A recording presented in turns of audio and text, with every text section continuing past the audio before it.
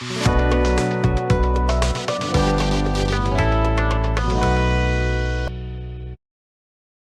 welcome everyone to Around the Block. Today we have with us Ujjwal, Bajaj and Umang Ajmera. So they are directors at USquare at a young age. They have started their own venture into blockchain, and so very excited to hear from both of you. And I hand it over to you. Thank you. Thank you, Prateek. So let me introduce myself. I'm Ujjwal Bajaj, the director of USquare New Tech Private Limited, and here is my friend also and my business partner as well, Umang Ajmera. Hi. So USquare is basically a blockchain development company, and not only blockchain, it's way more. And we have started our journey this year, and it's been an amazing experience. Since 2 years, we are into crypto space, we are into blockchain space, and now we'll be saying that we are in metaverse space. So we started this around 2 years back, and we started with a basic blockchain research and spent around 10 days, 20 days sleepless, just researching and building applications on it, and then getting enough experience in this space. After that, we had many jobs, and then eventually we ended up starting our own venture. Umang, over to you. Yes, so it has been an amazing journey, this crypto space, and I'm really glad to be here, first of all. And on behalf of Ujjwal and I would like to say that it's going to be an amazing session about blockchain, about something which is really ahead, about something which is really strategic as per the future, what it holds for us and what it holds for the entire world as well. Yes. So let's take a breath and let's start with something which is really new to us, which people think is very new to us, but eventually when we'll narrow it down, it has something already been there, like since past 20 years, I can say, something called metaverse, something that Facebook changing its name to Meta really created an enormous hype. What is it? Many people still confuse themselves with this misconception that Facebook is the metaverse, and things surrounding all these misconceptions and things like that. So let's start with a very quick definition of what metaverse is.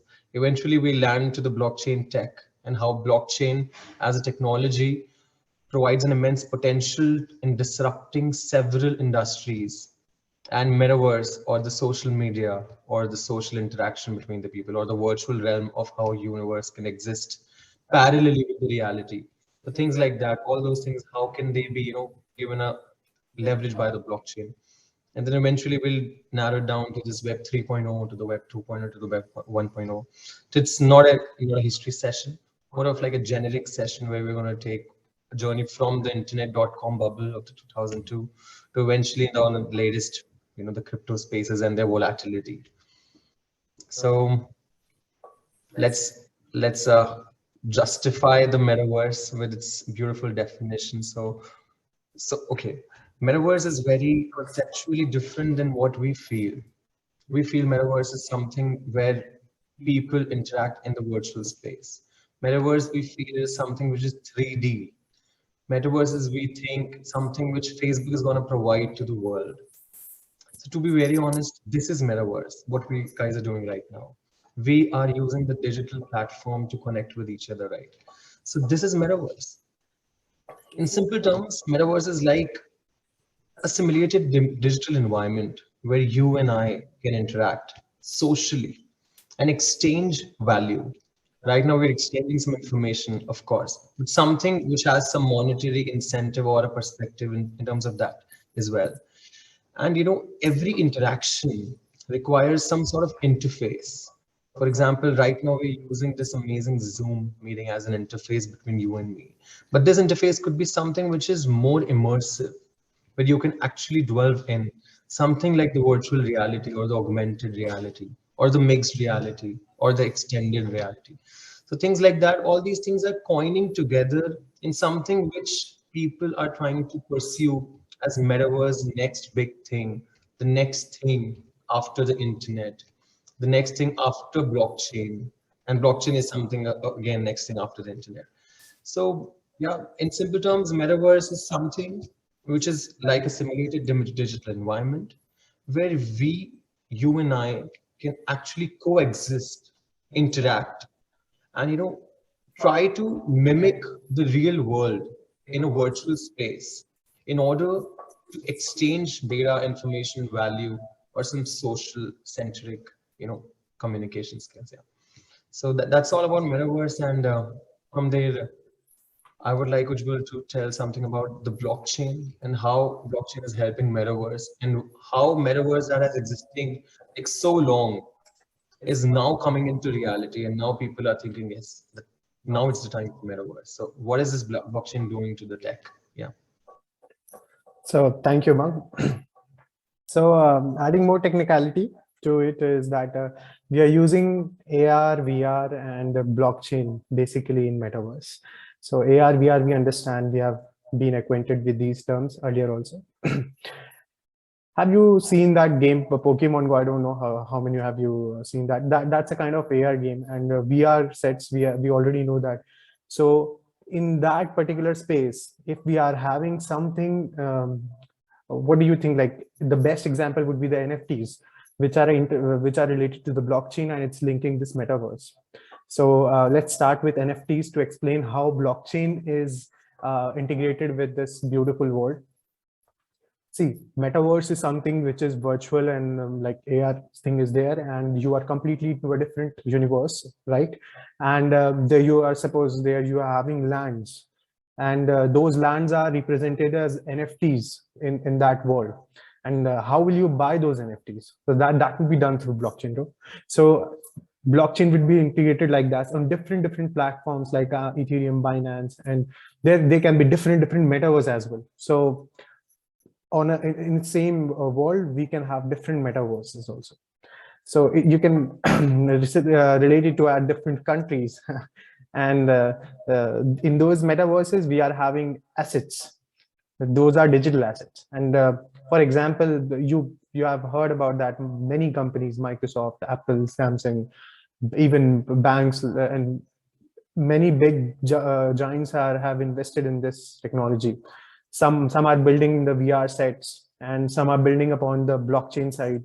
So what's happening, like in the future, you will see that different on different lands there are being the concerts are being held. And even in the past, Justin Bieber, I think, held a concert on in the metaverse. So people are buying tickets, and Justin Bieber is singing a song on the platform, and we are able to like sit in that space through the VR sets, and we can buy those tickets. And that particular land is owned by someone, for example, and those the person has rented that land for an event. So that land, how would he own that? That would be an NFT. And so the metaverse and the blockchain are the perfect blend, we can say. And because we know that for digital transactions, the best decentralized system we are having is blockchain. So the best part is that blockchain would be the best way to like have the whole transactions, have the whole database of the metaverse. And this is how things can be well maintained through both the worlds. And so the NFT specialists are the basic, and the best example is the games. So we can see a lot of games are there, as I mentioned about Pokemon Go. So if in the Pokemon Go, there is one asset, Pikachu, so that is the NFT which you buy from the blockchain. So these, like this, we can integrate the blockchain world with the metaverse. It's huge, it's large. Like a lot of advertisement companies are investing in this, Nike, Adidas. So they will be having their advertisement on the in the same show which Justin Bieber is presenting. So this is how this world is completely very interactive. And also the other things are also there, like apart from these events and all, we can like in the grocery store, if that is on the metaverse, let's say there's a grocery store near you in a mall, and we can use our VR sets to purchase those items which are there in the metaverse, and that can be physically delivered even. So it's actually something which will be very convenient for the future, and definitely it's coming up big. Umang? Very well said. Yeah. So let's talk about some technology. So first of all, any technology that exists today, there are two main reasons of that technology being prevalent in the market. One is its financial feasibility, and the other is its technical feasibility. So by that, what I mean, quantum computing is something which we are hearing since the past 8 to 10 years. Is it still here? No. Why? Probably technologically, it's not yet feasible. Probably that IC chip is not yet available in the market that can, create that enormous computations at one shot. But on a research paper level, on a technical writing level, on conceptual base level, that thing exists. Even if the technology exists, say after 8 years or 10 years, its cost would be that high that it cannot penetrate inside the markets for the mass adoption.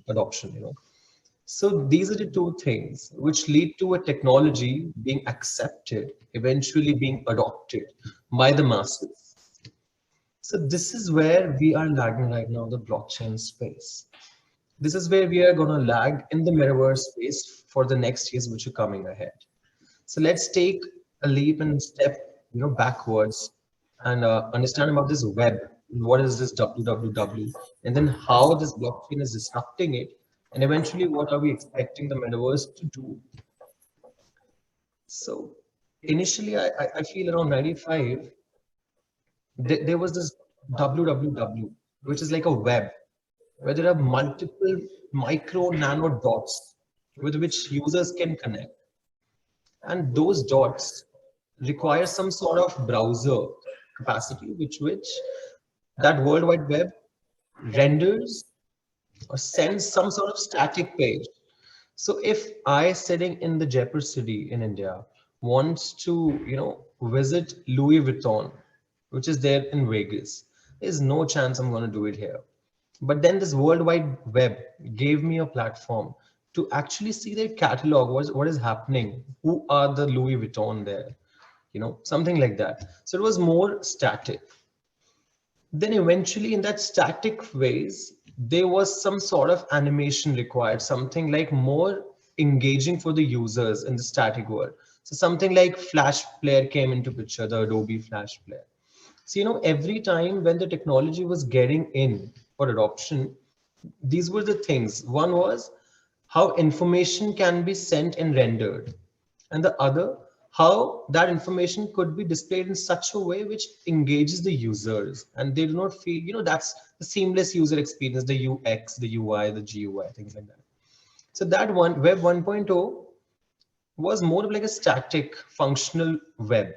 And then emerged this Web 2.0, where it was just not an exchange of information, but an exchange of not information, but something bigger than information called data or called knowledge. And how was this? Because the Web 2.0 was being, it was being pulled by this e-commerce bubble. So of course, it's not a bubble. It busted very soon because the overvaluation of the market corrected itself around 2002. But that's not a part of the story right now.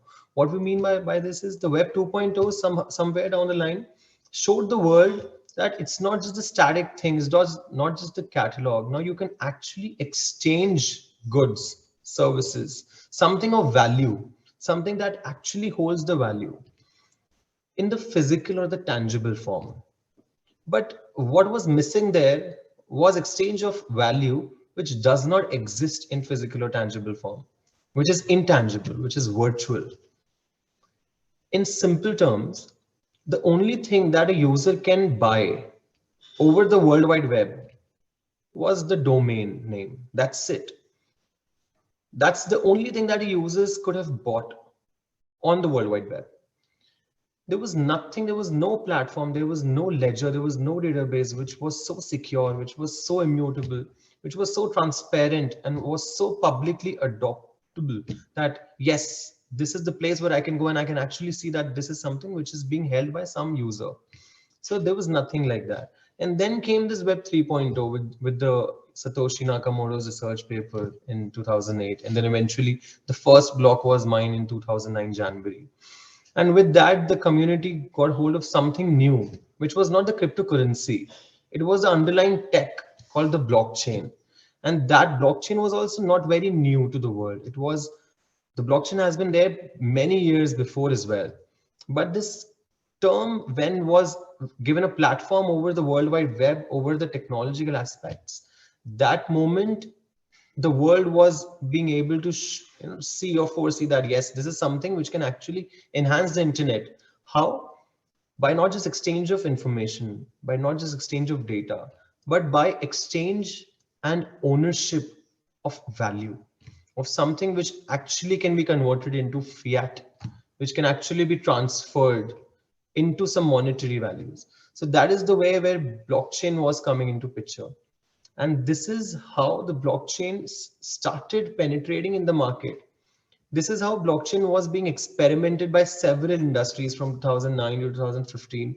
Then the Vitalik Buterin, amazing concept of creating an operating system over the blockchain so that people could run applications there. That was the new evolution, which eventually showed the people that blockchain is not just a distributed ledger where we can store data which is tamper proof. No.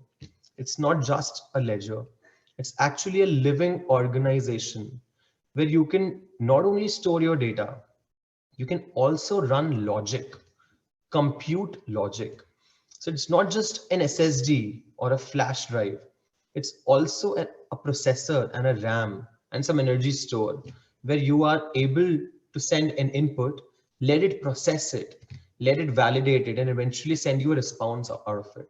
So in that way, the Ethereum blockchain came into picture, and it showed the world that, guys, there is something over the internet where you write something called logic, called smart contracts. And once they're there, they will execute forever. Nobody can change it. And whatever data they will hold, that nobody else can change as well. So this is how something called smart contract got like sudden quick response by the community. Yes, this is something which we were actually looking forward to, because there have been multiple parties and there have been intermediaries and there have been the chances and the possibilities and the realities in which we have to actually, as human beings, we have to trust somebody. We have to trust the banks, we have to trust the payment gateways, we have to trust so many people who are in the middle, to call them middlemen. But now the middleman is what? It's again a middleman. The smart contract is also a middleman. But the problem was not the middleman. The problem was always the centralized characteristic of the middleman. And the centralized characteristic was something which the blockchain absolutely disrupted and neglected and ignored. No, centralization is not what we seek. It's a democracy. It has to be decentralized. No one can become point of failure. If you go down, that doesn't mean the system goes down. So all these things to create a secure system which has no downtime, which is always live, which is always correct, which always holds the true state of data and holds its integrity. By integrity, what I mean is what data exists there is the true data that should exist there. That's what I mean with integrity. So all these things eventually, with the smart contract logic, created a boom. So now the basic application development changed with the Web 3.0. How does that change? Earlier, there was a basic client and server model where the front end was the browser, the back end included two things called the server, which is the logical server, and the storage, which is the database server. And the client and the server used to interact via some network using TCP/IP or UDP protocols, and they're using the World Wide Web always. They can use intranets and local networks as well, and you can use the NAS systems as well locally, privately in your own organizations, and have your own servers in your companies and offices like that. But eventually the model is the same. It's the client and the server. What Web 3.0 did, it actually forced the system to reduce the centralization and include something in their conventional client server model.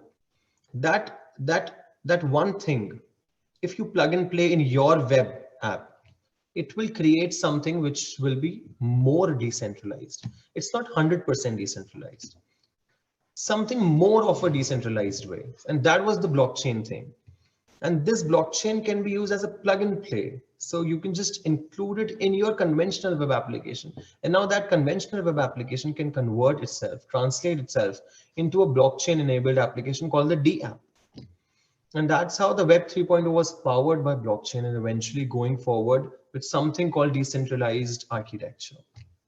And this is where we are right now. And now comes the next thing called the metaverse, which says, okay, everything's there. Why not? Why not? Let's keep everything here and let's create multiple instances of these realities. And let's provide a user with multiple lives in just one life where he or she can coexist. It's the same like the movie Avatar. You sleep on Earth and you wake up on some other planet. So it's something like that, but it's more than that. So that's where the metaverse came. And so this is the journey which, we understood together. And this is where I give the mic to you, Ujjwal. Very beautifully explained, bro. And so this is all about the metaverse and the blockchain in a very short span of time. But let's discuss if there is any question regarding anything related to them. If you guys are having any questions. So definitely thank you, Umang and Ujjwal, for explaining to us the history and the development of blockchain and metaverse. So one question from my end, Sure. So in terms of adoption, there are certain barriers to adoption of metaverse and blockchain technology. So what are the barriers that you see, and how do you see that being overcome? Okay. So you taking about? Yeah, sure. So let's discuss one by one. Let's discuss some barriers about the blockchain. The first thing is, so this is not a barrier. This is more of like a misconception. Blockchain is not an alternative to the conventional database systems or the storage systems. It is something which has a very specific need. If in an application, there is an element which requires something which has to be secure, which has to be transparent, which has to be trustless, that single thing can be introduced. So this clarity is something which is the biggest barrier which I see in the industry right now. Right now, what is happening, since the blockchain is in such a boom, that there are unnecessary, projects coming up, unnecessary ICOs, IDOs, IEOs, ILOs, and things like that. So the market is being very optimistic, but there are certain individuals who are taking advantage of it. And that's why this is creating some sort of a negative aroma around the blockchain space as well. So backed by this negative aroma, backed by the good hacking systems which is available, because any project which goes to the boom is shorted down by hackers. Big bridges have been brought down. Even the Ethereum, the DAO attack, very famous. So these things, because it's a new space, added with this misconception that blockchain is an alternative, this creates the biggest barrier for blockchain. So in simple terms, the biggest barrier what I see is that blockchain is not yet clear to the developer community, that where it has to be specifically used. We actually know where we have to use some technology right now. We know why we have to use Postgres and not something like, MongoDB, not just like the NoSQL, and which one do I have to use? We know why we are not using Excel or MDB, but we are using something called SQL or Oracle's database. But right now, if I ask any developer, okay, you want to create this ledger on blockchain, tell me why do you want to not create it on Excel? There is no good justifiable answer to it. So this is the biggest barrier. The real true meaning of the blockchain, where it will fit in the entire tech stack of an application. So once that is, settled down into the minds of people, I think it can lead to, but this is more of like a, psychological aspect barrier. One more barrier is this cryptocurrency and the blockchain and their relation. So, these are two very different things. It's like Gmail is banned in China, but the internet is not banned. They're using internet, right? So the Google is banned. Similarly, cryptocurrencies can be banned depending on the nations and their regulatory policies. I get it because they're very volatile and the company has to maintain the balance of accounts. So right now, not the company, but the countries, yes. But the underlying technology, that is different. So that is one more conception. So if I'm taking blockchain as a technology and creating a product out of it, then I have to check the regulatory policies of different places as well, because I'm using something called crypto alternative coin. If that blockchain has to be used just in a supply chain, in an ERP facilitating system, then there is no worries that it can be accepted anywhere in the world. So these are the two barriers what I see in blockchain. Yeah, adding to it, like one more thing, like as he said, as he mentioned, that lack of knowledge, incomplete knowledge is always dangerous. So about blockchain, things are in misconception, definitely. They are mixing blockchain and cryptocurrency, and especially what governments are doing. Actually, a lot of governments have centralized system, and many governments are actually not accepting this decentralized manner of uh, playing all the important systems like banking and everything. So we can have various projects which are not related to cryptocurrency. Apart from that, we can have projects based on blockchain applications. So some companies which needs trustless system have accepted blockchain, and some of them, like the government, can completely go there voting on a decentralized system. But actually, it's very transparent, and there is no one to hold that. That's why it's not acceptable for for many countries. So yeah, so one of the reason which I think that blockchain, and definitely we need to have sessions like this to educate people about blockchain and to share this knowledge. And soon when we'll see these applications, so how blockchain is flourishing, the celebrities are launching their NFTs, and then people are saying what is NFT, and I really need to know about that. And these kind of, so the world is coming up, definitely, but the blockchain concept needs to be clear, and the knowledge should be adequate for this. Let's jump on to Definitely, the metaverse. So what are the barriers of metaverse? So I'll say there are two set of barriers. One is the hardware and one is the software. The hardware barrier is these equipments which are compatible with the metaverse tech. These equipments are not as they're not in the market. They're not available at stores. There is no awareness. There's not enough marketing for them as well. There is no enough manufacturing or supply. They're not even at that level. Just for example, Samsung Fold, an amazing phone, but it's the first one in this product line, something where the screen can unfold itself. The later versions will eventually be the ones who will be more, quality aspect, technical aspect everywhere. That would be the justified version of it. So something like that, these initial equipments which are there, it's in the nascent stage. This technology is it's in the incumbent stage of its technology life cycle curve. So right now, whatever is happening is more of an R&D and an experiment. It's not something which is a stable product, and now it is ready to hit the market. So that's one barrier on the hardware side.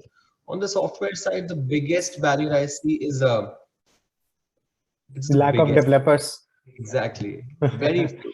So the demand is increasing at a rate which is exponentially greater than the supply which can meet it, Like many people are getting into the blockchain space. Developers have started migrating themselves from the conventional tech stack, the MERN stack, so famous. But now they want to be a blockchain developer. But even if the entire segment of those developers start into the blockchain space, still the projects, I think still the projects are so much, even we have so many projects that the demand cannot be met. It's like that. So that's the biggest issue there, yeah. and that's definitely interesting to hear. And I do agree with several of your points that there are many misconceptions about blockchain currently in the market, and also we're just moving from technology to products, so that's a difficult shift. Many products are going to come up, many products are going to fail. So we're not really sure how this thing is going to shape up. So that is something to see. From from my perspective, the fundamental difference that I see with Web 2 and Web 3. So Web 2 is platform economy, right? So there is a platform at the center, and it connects several other dots: the creators, the consumers, the service providers. So with Web 3, the network design itself changes, right? So there is nothing at the center. Now we have three 3 points. They are all interacting with each other in a triangle. So that kind of changes the dynamics of the economics. Basically, that changes the economics of how these pairs interact. And so do you have some views on that? How the network, the change in the network is going to change several things. Yeah, well, like the network system which we are saying, it's very true. So there's something where we have a center point, and then there are branches, and then there are several center points, and then they have several branches. This diagram resembles to something like a bank. So there is an HSBC bank, which is there in Hong Kong, Shanghai. Now there are several banks. So there is one center point, then there is their surrounding cities, all are having their branches. Then all districts are also having the head branch, and then the sub branch. Similarly, HSBC comes to India. There is a head branch in Bangalore or Hyderabad. And then there is district level branches, and there are branches in the cities as well, in the tier 2 and tier 3 as well. So this is where there are center points, multiple center points, and then eventually there are more points, and eventually there are leads. Now, every time there has to be a communication, it has to have one of the center point in itself. So from A to B, if a communication has to go through, it has to take into notice one of the center point. Now, if we remove that center point and A can go directly to B, this is the sort of network which we are seeking out of blockchain.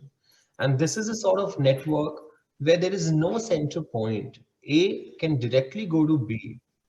But, so this is the shift which we are going towards. There is no center, there's no middleman, there's no intermediary. But then, of course, then, why is this shift taking so much time? Or is this the real sort of network design or architecture which the world wants? Or is it something which is just an experimentation? Eventually, the human beings will realize that no, the HSBC model is perfect. We do not need something like the BitTorrent model.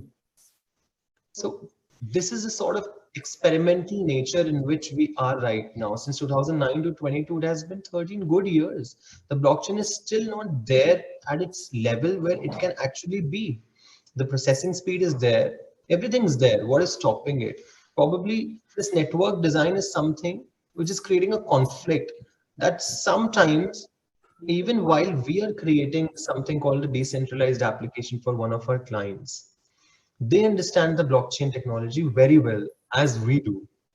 But then also they want to introduce a center point, even in a decentralized application. Yeah, correct. So with that, what I mean is the network design is absolutely clear.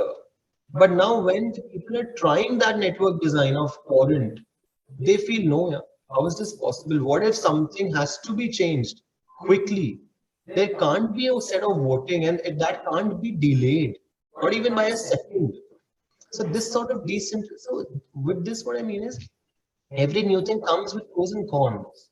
Right now, there are a lot of pros, but some of the cons of this network design of the BitTorrent or the decentralized architecture, the distributed systems, those cons are really very limiting to, they're actually pulling back the blockchain network design. So that's why, even in the decentralized apps, there's something called owner. There's something, an admin, There is some kind of centralization in every Yes. decentralized app. So that percentage of centralization is enough that to not to make it popular right now and like completely trustless. There is some kind of centralization. But probably the ML and AI can do it. What if those algorithms can understand you and me and the other voters as well? who are able to make a decision, and then they can quickly take that call without us intriguing in between. Somewhere down the line, the data science has to be there, which is so powerful that this distributed system, this entire network of decentralization, can be governed by an an AI algorithm as well. A percentage of it is, of course, not the entirety. But yeah. Absolutely, absolutely. Right, right, certainly. So now that you mentioned governance, so the uh, one core philosophy behind blockchain products and blockchain is the governance is decentralized. The code is raw, that kind of thinking. So even in practice, do you think that code is law is something practical? Because even with the law that we have right now, it's not pure if and buts. It's not pure code. It requires subjective intervention at times. So with blockchain, if we develop, you know, an objective law, do you think that that works, that functions? I feel that it's a brilliant idea, because we already discussed that like what you are asking, Pratik, is to have governance on blockchain, right? So definitely, the first code which I wrote was a voting application. The idea which I discussed with Umang also, that in basically it's a beautiful example of application of blockchain, where the users are voting on blockchain and the transaction is there being recorded on blockchain.